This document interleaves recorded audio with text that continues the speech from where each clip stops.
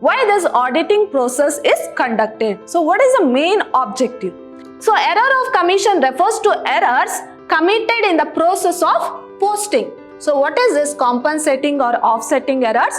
Now what is specific audit? The audit which is conducted on specific area.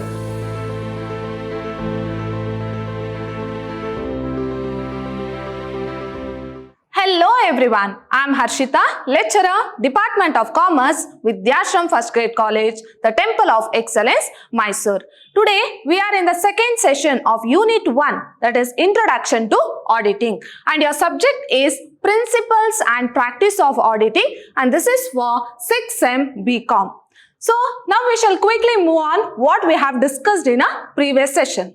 So in a previous session, I have covered these topics, that is introduction and meaning of auditing. Now we shall recall what is this auditing.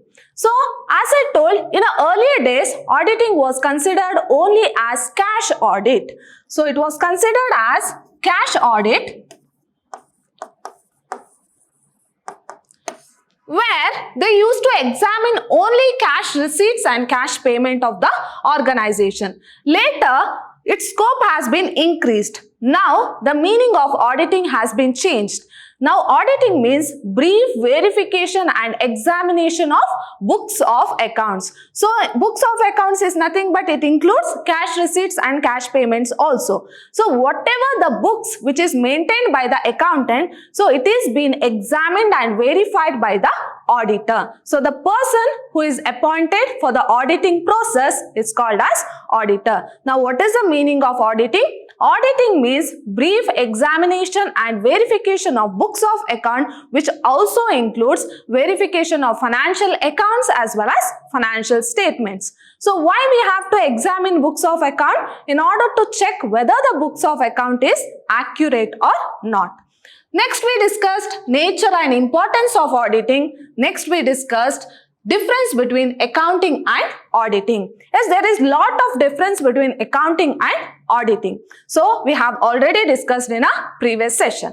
In today's session, we shall continue with a new topic, that is objectives of auditing. Very important question from the examination point of view. So, what is the objectives of auditing? So, what is the main objective? Why we have to examine these books of account? Why this auditing process is conducted? So, what is the main objective?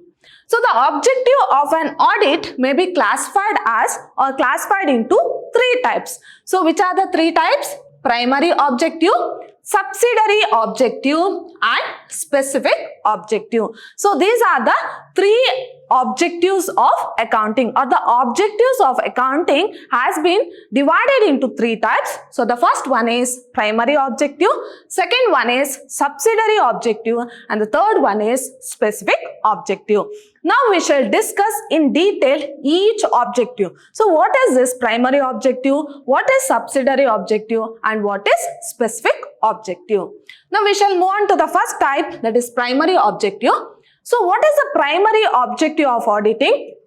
As I told earlier, the scope of auditing was only limited to cash audit, where they are going to audit or they are going to examine only cash receipts and cash payment. Later, the scope of auditing has been expanded, where they used to examine the whole books of accounts. So, the primary objective of auditing is to examine books of accounts. So, they will examine whole books of account which is maintained by the accountant. So, while examining the books of account, they even examine the financial accounts as well as financial statements. Financial accounts and financial statements.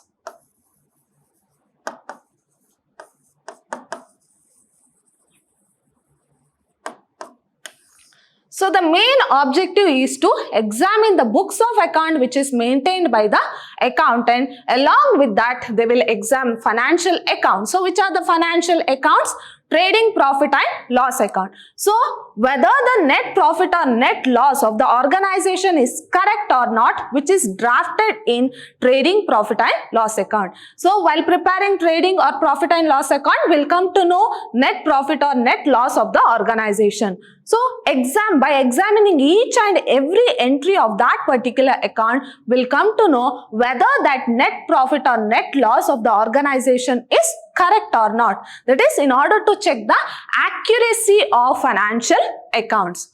After examining financial accounts, they used to examine the financial statements. So the ultimate result of the organization, that is whether the total assets which is mentioned in the balance sheet and the total liabilities which is mentioned in the balance sheet is correct or not. So financial account is nothing but trading and profit and loss account. Financial statement is balance sheet. So whatever the results which is obtained from this financial accounts as well as financial statement is correct or not. So in order to examine that, in order to check the accuracy, so that is the primary objective of auditing. So what is the primary objective of auditing? In order to check the books of accounts, in order to check the accuracy of books of accounts. Now we shall see what are the points to be remembered in the primary objective. To ensure that the primary objective of auditing is achieved, an auditor must. So here, whether the organization's primary objectives is achieved or not, or the auditing's primary objective is achieved or not, so the auditor must remember these points. So the first point is examine the internal control and internal check. So before going through the external auditing, so external auditing means an auditor is appointed from outside the organization. So he is known as external auditor. So before going through an external auditing, what the organization will do? So here the internal auditing will happen. So what is this internal auditing? The organization will appoint a person inside the organization. So it may be manager or any other employee in the organization who is appointed by the organization to check the accounts, to check the books of accounts of the organization, which is known as internal check. So what is internal check? So internal check means the organization will appoint a person inside the organization to verify the books of account. So that is known as internal check. So the primary objective here, the auditor must take into consideration whether they have examined the internal control and internal check. So before going to external auditing, whether they have done internal auditing or not. So that he has to remember. Next, verify whether all the books of account as required by law are kept. So here, books of accounts has to be maintained according to law. As I told, there are number of users who would be waiting for the accounting information. So we have to give proper accounting information to that users. So in order to give proper accounting information, so what is proper accounting information? It means that we have to maintain books of account as per law. So there are certain rules and guidelines to maintain books of account, right, which is provided by law. So in order to that only, the organization have to maintain their books of account. So here the second point is that, of course, the organization have maintained books of account, but whether they have maintained books of account according to law or not, so that he has to examine. Next is verify whether proper accounting principles and procedures are followed.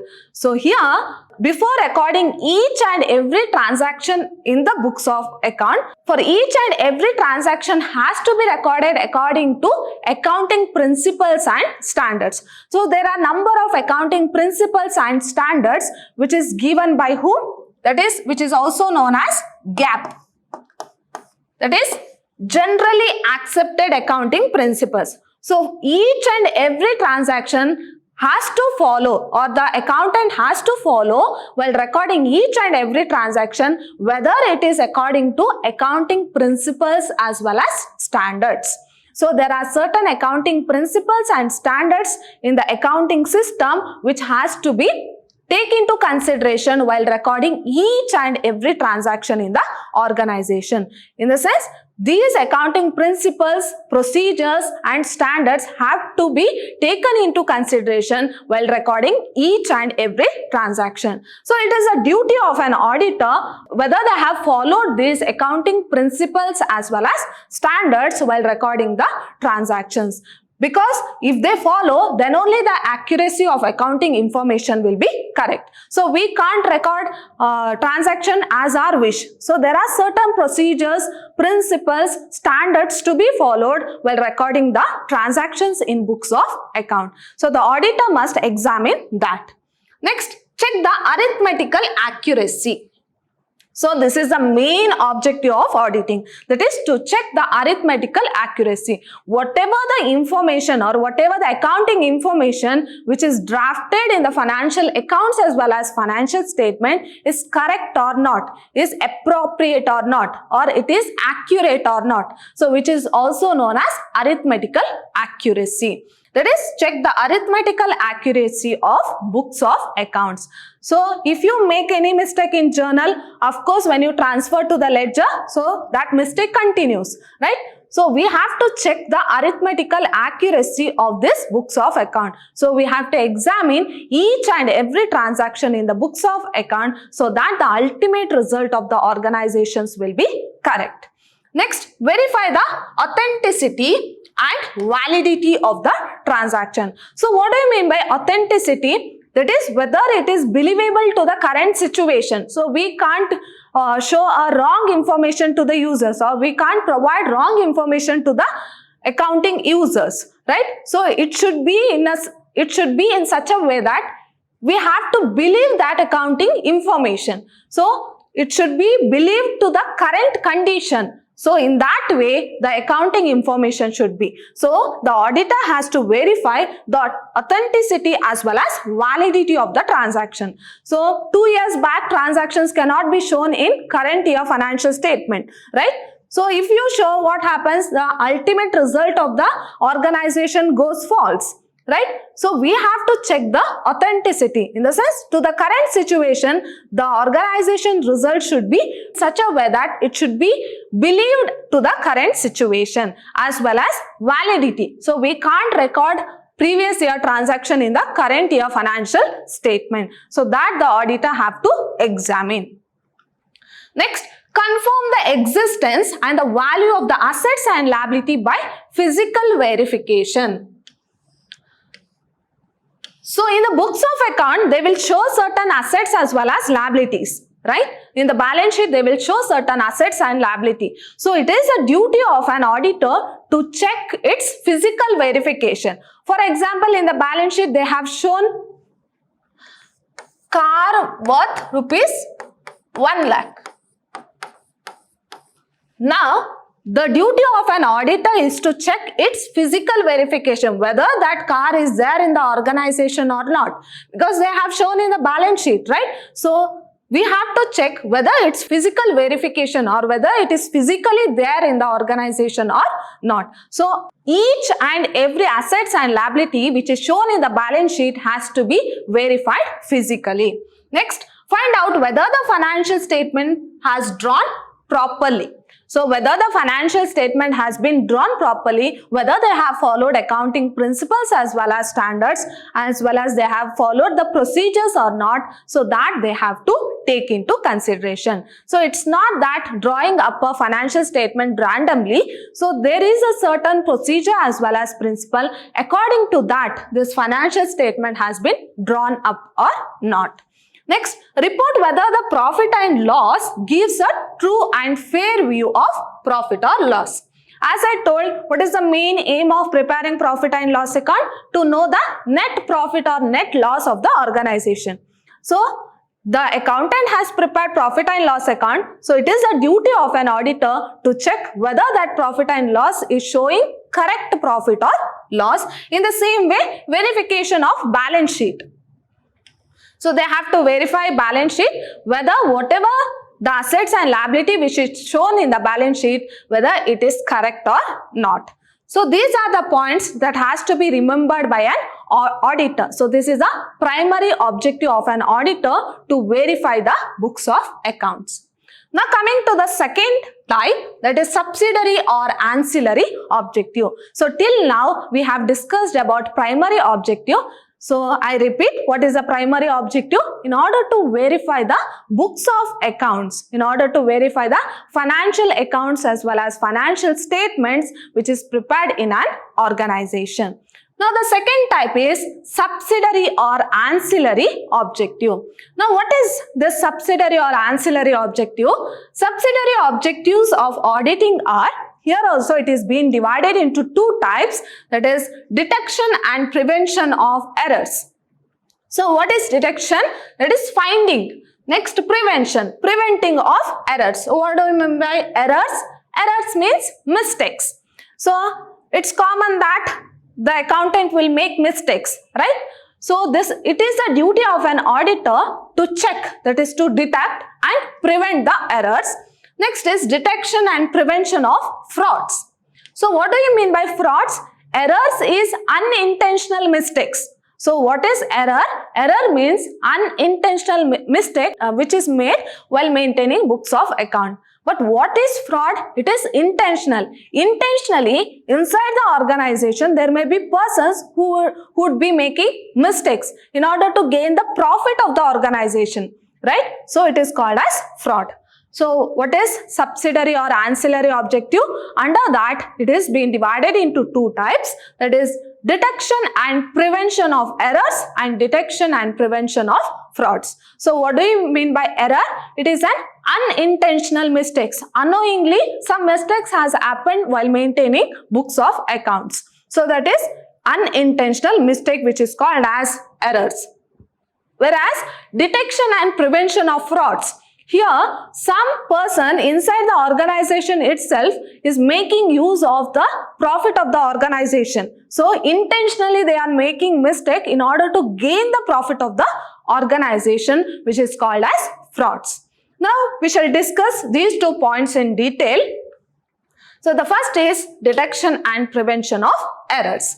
So error refers to unintentional misstatements or mistakes in the records of books. So this I have already told you. So error is not an intentional mistake. So it is unknowingly accountant is making some mistake, is known as what? Error. So error where? In the books of accounts. Errors are of two types, that is clerical or technical errors and error of principle. Here detection and prevention of errors is again divided into two types, that is clerical or technical errors as well as error of principle. Now we shall see what are these two, because we know the meaning of detection and prevention of errors. So what do you mean by errors? It is an unintentional mistake which is made in the books of account by an accountant. So it is not by intention, it is unintentional mistake.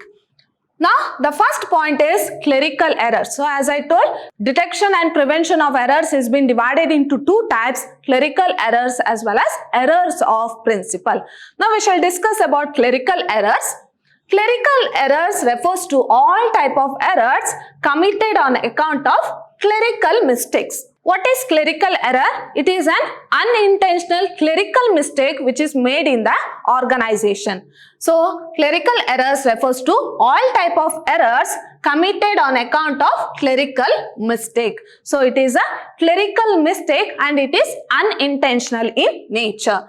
So, they are error of omission. So, here also this clerical error is divided into four types: error of omission, error of commission, compensating errors and error of duplication. So here clerical errors is a unintentional clerical mistakes which is made in an organization. So it is being divided into four types: error of omission, error of commission, compensating error and error of duplication. Now we shall discuss these four types first.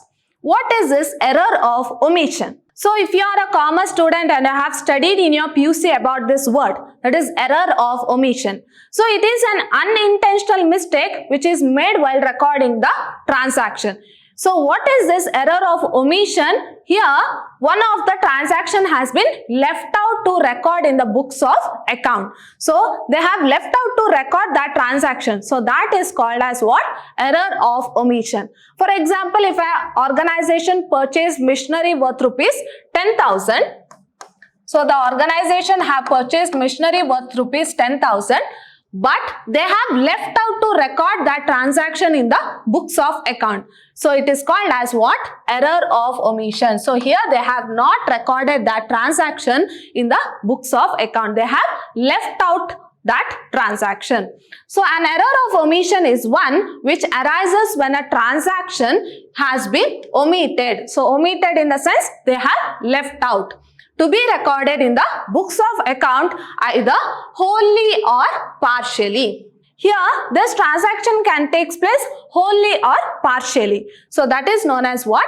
Error of omission. So here there are two types of error of omission, that is complete omission or partial omission. So if the transaction have been completely forgot, then it is called as complete omission. If they have partly recorded and partly not recorded, half they have recorded, half they have not recorded, then it is called as partial omission. If we take the same example, the organization have purchased a machinery worth rupees 10,000 by paying cash. So what is the journal entry? Machinery account debited to cash account. Right? So this is the journal entry. Rupees 10,000. So why we have to debit machinery? Because machinery come into the business. So we are debiting machinery, whereas cash goes out of the business. So we are crediting cash account. Now what is this complete omission? Now if you forget the whole journal entry to be recorded in the books of account, then it is called as what? Complete omission. The whole transaction have been completely left out to record in the books of account, then it is complete omission. Then what is partial omission? You have recorded machinery account, but you have not recorded cash account. Then what it is? It is partial omission. In the sense, half of the transaction you have recorded somewhere in the books of account, but half of the transaction you have left out to record. So that is called as what? Partial omission. Now we shall go to the second type, that is error of commission. So error of commission refers to errors committed in the process of posting from subsidiary books to ledger account or casting, carry forward and balancing of ledger account. So what do you mean by error of commission? I'll give an example here. Now there is 1 lakh rupees to be recorded in the books of account. So instead of 1 lakh, you have left out 1 zero here. So you have recorded it as 10,000. Right? So this type of mistake is called as error of commission. So it is also unintentional mistake. Instead of recording 500, you have added 1 zero. You have wrote it as 5,000. So what it is an unintentional mistake which is made or which is committed while recording in the books of account. So here it can happen while posting. That is posting in the sense, after recording all the entries in the journal, it has to be posted to ledger accounts, right? So during that process, you might make mistake. So that type of mistake is known as what? Error of commission. In the same way, posting from subsidiary books to ledger, you have made some mistakes. So that is error of commission. Next, casting. While totaling also. While totaling the balance of ledger account, so you have made some mistake or you have left out some amount while adding. So what happens? It leads to mistake, right? So that is casting or carry forward. So carry forward from the ledger account. Next, balancing of ledger account. So this type of mistake, so which happens with the amounts. So that is known as what? Error of commission. So here I have told you, instead of recording 500, you might have recorded it as 5,000. So it is an unintentional mistake which is known as error of commission. Some of the error of commission will not affect the agreement of the trial balance. Sometimes this type of error will not affect the trial balance. Your trial balance might show equal, your debit side and credit side of trial balance might show equal, but this type of mistakes happens in the organization. Next, compensating errors. So what do you mean by compensating errors? You have made a mistake. So in order to rectify that, one more mistakes you have made. Not for rectification, already you have made a mistake. Another compensating mistake is made so that these two mistakes gets tallied. So that type of error is known as what? Compensating errors. So when the effect of one error is counterbalanced. So here you have already made one mistake. Again one more mistake is made so that these two mistakes gets compensated. So here counterbalance, set off or compensated by another error. The error are known as compensating error or offsetting errors. So what is this compensating or offsetting errors? Already you have made mistake unintentionally. One more mistake you have made unintentionally. So these two mistakes gets compensated to each other. Compensating error do not affect the agreement of the trial balance as they counterbalance or set off. Here also when two mistakes are made, opposite mistakes are made, then your trial balance will show equal amount. I'll give an example for this compensating error. Now, in an organization, they have purchased a furniture worth rupees 10,000. So, they have purchased a furniture. So, they have purchased it worth rupees 10,000. But instead of recording in the books of account, instead of recording in purchase account, what they have did? They have recorded it as sales. Sales rupees 10,000. So this is one mistake they have made. Instead of recording it as purchase, they have recorded it as sales. Now the compensating error is that now they have sold a furniture. They have sold a furniture worth rupees 10,000, but they have recorded as purchase in the books of account. So they have sold a furniture. One more transaction, that is they have sold a furniture but they have recorded it as purchase. Now what happens here? Here they have purchased but they have recorded it as sales. Here they have sold but they have recorded it as purchase. But the amount is same, right? 10,000. So these two errors get compensated to each other. So these two errors get compensated to each other, but we cannot find in our trial balance because the debit column and credit column shows the same. So one error is made. In order to that, compensating error is being made. So that is known as what? Compensating errors. Next one is fourth type is error of duplication. So error of duplication arises when an entry in a book of original entry has been made twice. So duplication in the sense, so they have recorded the transaction 2 times. So they have recorded or they have repeated that transaction and also been posted twice. So while recording in journal itself, they have made a mistake. Instead of recording it once, they have recorded twice. So that carries to ledger also. So whatever the transaction which is recorded in journal 2 times, it will be recorded twice in ledger also. So here the amount differs, right? So here what happens? Twice the amount. So that is known as what? Error of duplication. Next type is, that is second type is error of principle. So till now we learnt about clerical error. Under that, error of omission, error of commission, compensating error and error of duplication. And the second type is error of principle. So what is this error of principle? As I told, each and every transaction while recording in the books of account, they have to follow certain principles as well as standards, right? If they don't follow, so that type of error is known as what? Error of principle. So without this principle, we cannot record the transaction in the books of account. So if you don't follow that principle, then the accuracy of the accounting information goes wrong. So while auditing, if the auditor finds that the accountant has not followed accounting principle and recorded the transaction in the books of account, such type of error is known as what? Error of principle. So what is error of principle? An error of principle arises when the generally accepted principle,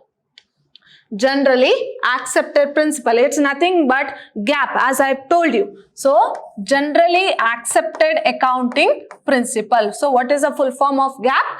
Generally accepted accounting principle. So it contains all the principles to be followed while recording entries in the books of account. So what does GAAP contains? It contains all the principles to be followed while recording in the books of account. So if an accountant doesn't follow the principles which is there in the GAAP, so that error is known as error of principle. So are not observed while recording the transaction in books of account is called as error of principle.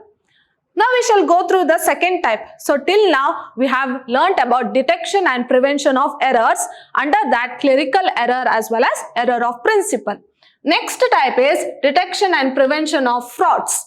So error, as I've told you, it is an unintentional mistake which is made in the organization. Then what is this fraud?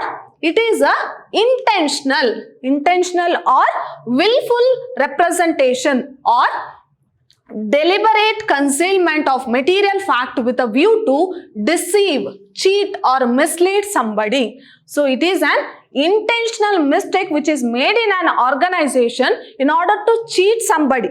For example, in an organization there are number of employees, right? So the employees itself can make some intentional mistake to cheat the organization. So that is known as what? Fraud. So it is a intentional mistake, or intentionally they are doing some mistake in order to cheat the organization. Fraud may be broadly classified into three types. They are misappropriation of cash. So fraud can be of three types. So they can, here the person who is making intentional mistake can misappropriate the cash also, or misappropriate goods, as well as manipulation of accounts. So here fraud can be of three ways. They can misappropriate cash, or they can misappropriate goods, or they can manipulate the accounts. So this is detection and prevention of frauds. Under that we shall learn first one, that is misappropriation of cash. So misappropriation or defalcation or embezzlement of cash. Here cash is being misappropriated. So cash is being misappropriated in the organization to cheat the organization. So misappropriation of cash means fraudulent appropriation of cash. Here, in order to do some fraud in the organization, they are misappropriating the cash of the organization belonging to another person by whom it has been entrusted. Here the organization's cash. So if you take the organization, so here the organization cash has been misappropriated by a person, which is known as misappropriation of cash. So misappropriation of cash may take place in any of the following ways. So there are number of ways to misappropriate of cash, misappropriation of cash by the individual. So let us say some of them. Suppression or non-disclosure of cash receipts. So they can hide some cash receipt and they can show more balance. So they can hide cash receipts and they can take that cash for their personal use. So the first one is by misappropriating the receipt by not recording the same in the cash book. So they have received some cash, but they have not recorded in the books of account. In the cash book, they have to record all the cash receipts as well as cash payment, right? So they have received cash, but they have not recorded in the cash book. So that cash can be used for their personal use. In the sense, they are going against the organization. They are creating or they are cheating the organization. Next, by entering lesser amount in the counter file. For example, if they receive 1 lakh, they can record it as 10,000 and they can take 90,000 for their personal use. So in the sense, they are cheating to the organization by entering lesser amount. So they will record the transaction, but while recording the transaction, they can misappropriate that cash by recording lesser amount. Next, by omitting to record cash donations. So the cash donations which is being received for not for profit organization, so that cash can be misleaded by the individual. So this is also misappropriation of cash. In the sense they are not showing in the books of account. By adopting the method of teaming and ladding. So what do you mean by that? Or lapping process. Now what is this teaming and ladding? For this I will give an example. If the organization receives rupees 10,000 from A. Now, this 10,000 which is received from A has been misappropriated in the organization, misappropriated by somebody in the organization. Now, they have to show in the books of account, right? For that, what they will do, even at the same time, they have received 10,000 from B, right? So, in A's account, they will show this 10,000. They will show this 10,000 because whatever the amount which is received from A has been misappropriated. So, what they will do, the amount which is received from B will be shown in A's account. Now, what they will do with the B account? The amount which is received from some other person. For example, from C they have received 10,000. So, this amount will be shown in B's account. In the same way, they carry that mistake forward. So, they carry forward that mistake. So, that is known as what? Teaming and ladding. So, in the same way, if you take the financial year or the last year, so last year transaction has been misappropriated. So, that can be shown in this year. So, this year's transaction can be shown in next year. So, they keep on going or they keep on forwarding that mistake. So, that is known as what? Teaming and ladding or lapping process. So, this is one of the method of misappropriating cash because they have to show the accounts, right? So, in order to that, they are going to adjust with some other person's account. So, they go on carry forwarding that mistake. Next, second is inflating the payments or showing false cash payment. So, this is the second type.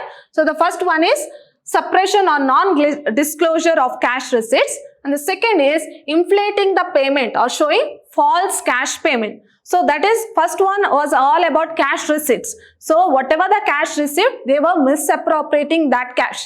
Now, whatever the cash payment has been made, so upon that, they are going to misappropriate. So that is known as what? Inflating the payment or showing false cash payment. So the following are the examples of this type of misappropriation. So the first one is recording fictitious or false cash purchase and pocketing the amount. Here, the organization have purchased something, but they are not showing that amount. So they are giving false payment. For example, they have purchased worth rupees 5,000. So they have purchased a product of rupees 5,000, but they are giving more payment amount. For example, they are showing 10,000.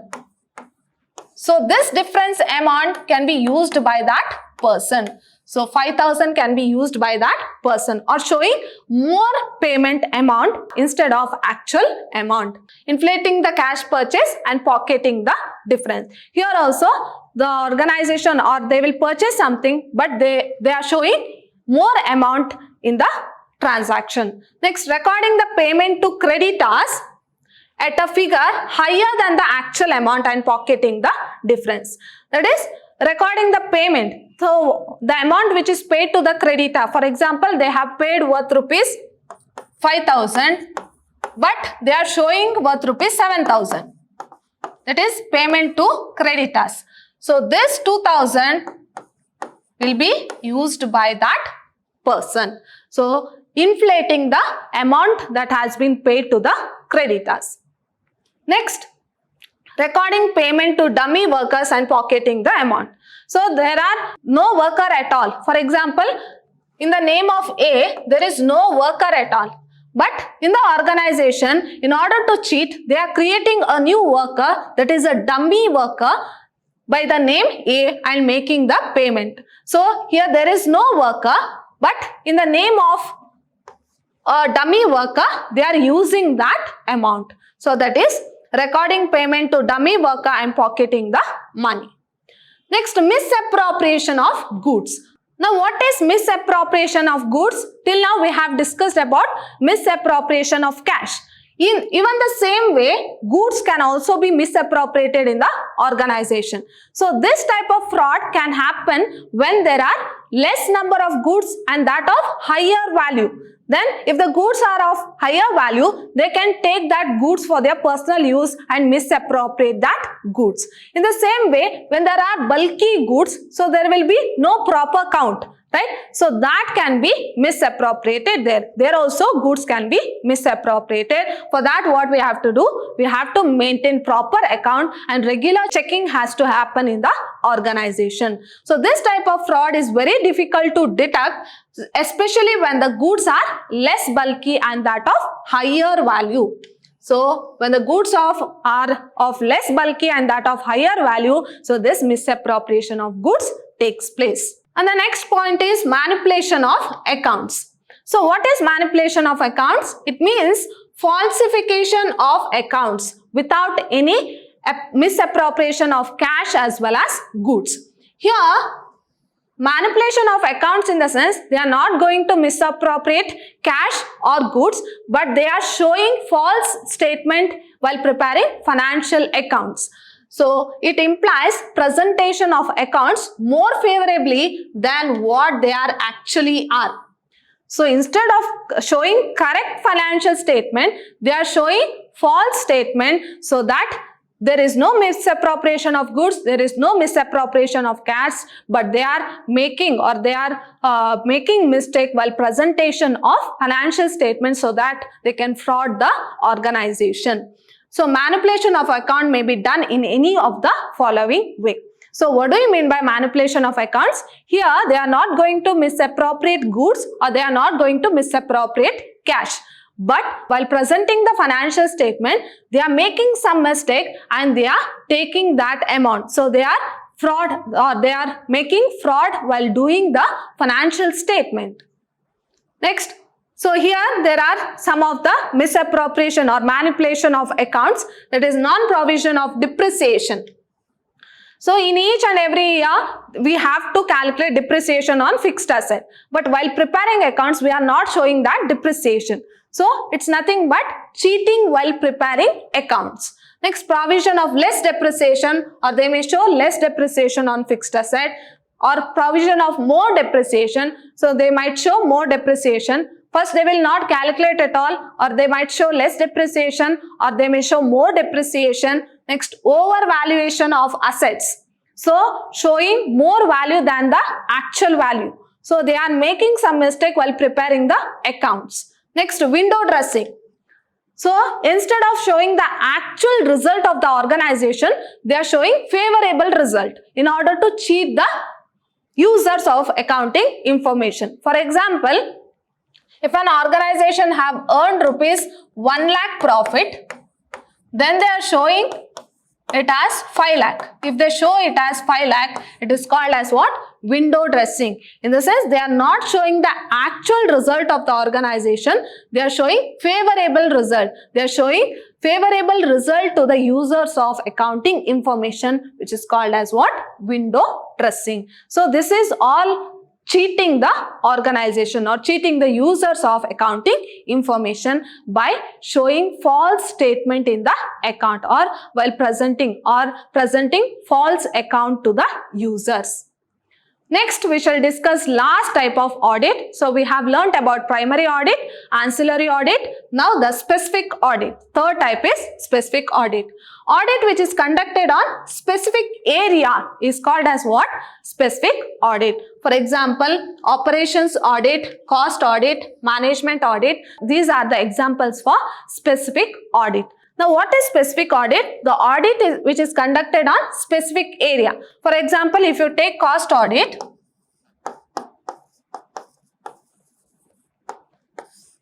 here each and every transaction is considered in order to know what is the total cost of a product. So, there are number of processes, right? So, there are number of processes in a product manufacturing, right? So, each process cost is being ascertained so that the total cost of that particular product will be come into existence, so that we have to know the total cost of that particular product. So that is known as what? Cost audit. In the sense, in each and every stage we are going to examine so that the total cost of the product will be accurate. So that is about specific audit. That is, audit which is conducted on specific area is called as what? Specific audit. In my next session, we shall discuss about advantages of auditing and disadvantages of auditing. So my dear students, in today's session we learned types of audit. So there are mainly 3 types: primary audit, ancillary audit and specific audit. See you all in my next session. Till then, take care. Thank you.